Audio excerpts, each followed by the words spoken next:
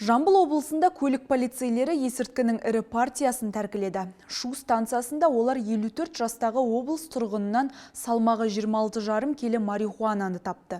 Еске сала кетейін, елімізде Қарасора арнайы операциясы жалғасуда.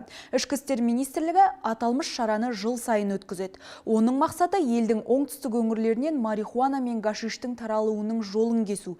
Сондай-ақ есірткіні, олардың жаңа түрлерін дайындауға машықтанған ұйымдасқан қылмыстық топтарды құрықтау.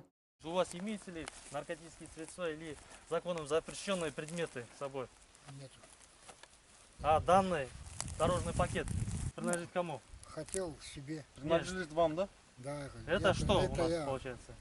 Хотел себе нарвать, высушить. Что за растение? Конопля. Бұл салмақтағы есірткі партиясы өте үлкен мөлшерге жатады. Ұсталған адам есірткі құралдарын, психотроптық заттарды өткізу мақсатынсыз аса ірі мөлшерде заңсыз сақтау бабы бойынша жауапқа тартылады. Ер адам қамауға алынды. Жыл басынан бері көліктегі полиция департаментінің қызметкерлері есірткі заттарының заңсыз айналымына байланысты 331 қылмыстық құқық бұзушылықты анықтады. Заңсыз айналымнан 158 килограммнан астам түрлі есірткі құралдары тәркіленді.